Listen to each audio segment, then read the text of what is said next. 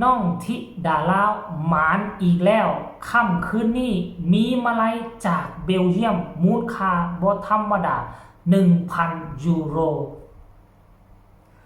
ทักทายสวัสดี FC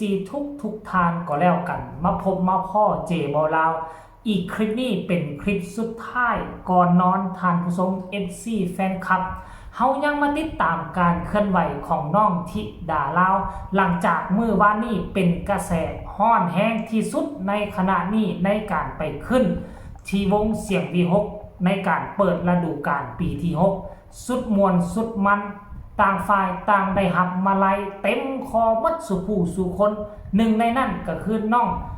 ธิดาลาวกับฟาดมาลัยไปเกือบ 200,000 กว่าคะแนนท่านผู้ชม FC แฟนคลับแล้วค่ำคืนนี้น้องก็เดินทางไปที่สกลนครไปขึ้นคอนเสิร์ตอีกแล้วในงานเขามันอย่างประเพณีแห่ภาษาเพิ่งอยู่ในงานหั่นก็มีเวทีมีโดมมีโต๊ะมีตังมีโอ้ยไฟแสงสีเสียงครบสุดเป็นงานวัดที่อลังการงานสร้างอีกงานหนึ่งก็แล้วกันท่านผู้ชม FC แฟนคลับที่แรกๆเจบอลาวก็คิดว่าจะบ่มีมาลงมาไล่แล้วก็คิดว่าเฮ็ดให้มื้อวานนี่หมดแล้วแต่ที่ไหนได้ยังมีมาไล่อีกห่วงหนึ่งหาก็ฝากมาให้ก็คือทั้งพ่อฮักแม่ฮักทั้งเบลเยียมท่านผู้ชมทั้งยุโรปแล้วมาไล่พวกนี้ถ้าพวกเจ้าได้เห็นแล้วอาจจะรู้สึกจะหัวขวัญแน่จักหน่อยนึงความสวยความงามถามว่ามีบ่มีแล้วไผเป็นผู้เฮ็ดบัดนี้คือโตน้องธิดาลาวเป็นคนเฮ็ดเองกับมือมาไล่ 36,000 กว่าคะแนนธิดาลาวเฮ็ดเองเบิ่งแหมท่านผู้ชมเป็นโปรดิวเซอร์อยู่ห้องอัดก็อยากเป็นหมอลำก็ได้เป็นบัดนี้มาเป็นผู้เฮ็ดมาไล่ได้บ่เนี่ยเอาแล้วเฮ็ดด้วยตนเองเพราะว่าบ่อยากให้พ่อผู้แม่เพิ่งเฮ็ดเขาเมื่อยมาหลายแล้วมาไล่เสียเมื่อวานนี่น่ะก็เลยอยากเฮ็ดเองว่าซั่นเด้มันจึงเห็นมาไล่มันย่อไปย่อมาพับไปพับมานะท่านผู้ชม FC แฟนคลับแต่ว่าทั้งเจ้าของมาไล่เพิ่นอยู่ทั้งเบลเยียมเพิ่นบ่ได้มาแล้วก็มีแต่ต่างหน้าว่าคุณลุงเบลเยียมแล้วก็ต่างหน้าให้ญาติพี่น้องของเบาคูนั่นแหละเป็นผู้นำมามอบให้ท่านผู้ชม FC แฟนคลับเห็นแบบนี้แล้วก็รู้สึกดีอกดีใจมีมาไล่เข้ามาทุกมื้อทุกมื้อที่มีงานมื้อบ่มีงานก็ขอให้มีมาลัยเข้ามาคือเอ้ยฮักแพงก็ยังดีสังเกตเบิ่งบอกคันท่า FC แฟนคลับเขาเจ้าได้ติดอกติดใจแล้วคือเอ้ยฮักแพงเลยน่ะมื้อที่บ่มีงานเอ้ยฮักแพงก็บ่ได้แคร์ได้เงินมาลัยเข้ามื้อละ10,000คะแนนมื้อใดบ่มีงานก็ตั้งโต๊ะไล่สดห้องเพลง FC แฟนคลับเห็นแล้วผู้ใดเพิ่งพอใจก็โอนมาลัยทางออนไลน์มาให้ถ้าเฮ็ดแบบนี้นี่นะมันจะเห็นให้น้องมีมาลัยเข้ามาทุกมือต้องพยายามเฮ็ดจากเล็กไปน้อยใหม่ๆนี่เขาเริ่มไล่สดนี่เขาก็อาจจะได้หลักร้อยหลัก500หลักพันแบบนี้ก็อดเอาเดี๋ยวเขาเฮ็ดไปบ่เกินเดือน2 เดือนนี่มันเข้าทีเข้าทางระบบเข้ามาแล้ว FC แฟนคลับได้จำเวลาแล้วมันก็จะได้หลักพันหลักหมื่นขึ้นไปท่านผู้ชม FC แฟนคลับให้ทุกคนไปเบิ่งคลิปนี้สักก่อนแล้วจึงมาพ้อกันในช่วงต่อไปชมพร้อมๆกันเลยมาลัยคุณลุงเบลเยียม 36,000 บาทค่ะมาลัยพวงนี้แต่หาลอยมันทำกันอยู่ทั้งในเด้อแต่สิว่าคือจังลอยแท้นะเพราะว่าผู้เฮ็ดมาลัยกับเฮ็ดบ่เป็นเจ้ารู้บ่ว่าผู้ใดเป็นผู้เฮ็ดที่ได้เราเฮ็ดเองไปหาแลกเงินไว้เพิ่นออมที่ออมแดนแล้วเพิ่นก็บรรจุซองเฮ็ดเอาเองเลยเป็นมาลัยจากคุณลุงเบลเยียมจริงๆส่งมาได้ประมาณ 3-4 วันแล้วเงินมันเพิ่งจะเข้ามาค่ะวันนี้ก็เลยบินตรงมาพร้อมครับภรรยาเพิ่นนะครับแล้วหามาลุงชาติค่ะเป็นตัวแทนคุณลุงเบลเยียมค่ะรอมอบมาลัยวันนี้ที่งานแห่ปราสาทพึ่งสกลนครให้กับน้องธิดาลาวนะคะต้องขอบคุณไปถึงคุณลุงทั้งเบลเยียมพร้อมเด้อที่มอบมาลัยนำใจให้ 36,000 บาทหรือว่า 1,000 ยูโรค่ะเห็นบ่ทุกคนทับอิดก็คิดว่าโอ้อาจจับบ่ได้แล้วว่าซั่นเพราะว่าไปรับจากอเมริกาน่ะเงินเข้าหมดแล้วแต่ว่ามารับของเบลเยียมเงินยังบ่ทันเข้าเถื่อว่าซั่นโอ้ยก็คิดว่าโอ้บ่ได้แล้วแต่สุดท้ายโอ้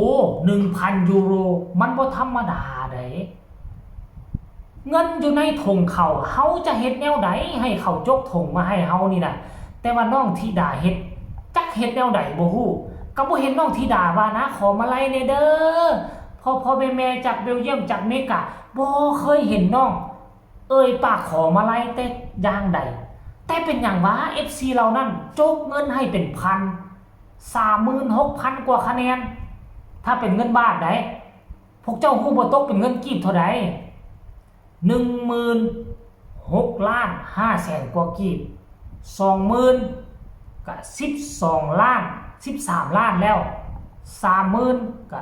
14 15 16 17 18 19โอ้เกือบ20 ล้านเบิ่งแม่โอ้โหท่านผู้ชม FC แฟนคลับบ่คิดบ่ฝันว่าน้องธิดาลาวจะเป็นคนโชคดีขนาดนี้โชคดีอีหลีอีหล่อใด FC เบลเยียมก็มีเมกาก็มาเดี๋ยวฝรั่งก็จะมีอีกลาวก็หลายไทยก็มีโท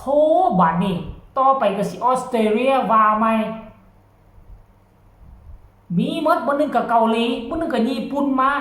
ฟ้าจีนก็สิมาอีกบ่นึงเกาหลีเหนือก็สิมาอีก FC แฟนคลับโอ้ยเตรียมตัวเอาไว้ให้ดีแต่ว่าพวกเฮา FC แฟนคลับฮักน้องธิดาลาวต้องฮักให้มันถึกข้อต้องย่อให้มันถึกทาง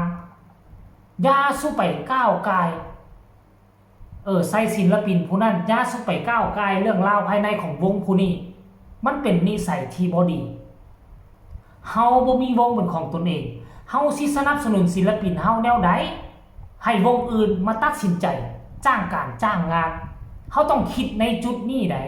คิดในจุดนี้ศิลปินโด่งศิลปินดังคันบ่มีวงใดจ้างมันก็บ่มีงานมันก็บ่มีมาลัยเฮ็ดแนวใดให้วงเขาจะอีดูสงสารเฮ็ดแนวใดน้องจะโด่งจะดังด้วยคุณภาพแล้วเขาอยากมาจ้างการจ้างงานต้องจำคำนี้เอาไว้ให้ดีก็แล้วกันเตือน FC ทุกท่านฮักกระจงฮักยาสู้แสดงออกในเชิงสัญลักษณ์ว่าเขาเฮ็ดบ่ถูกใจโตแล้วโตก็ออกมาเคลื่อนไหวด่าผู้นั้นด่าวงนี้มันเป็นนิสัยอันบ่ดีแล้วทุกสิ่งทุกอย่างที่เจ้ากระทำไปคนที่ได้รับผลกระทบที่สุดคือโตศิลปินมันบ่แม่นโตเจ้ามันบ่แม่นโต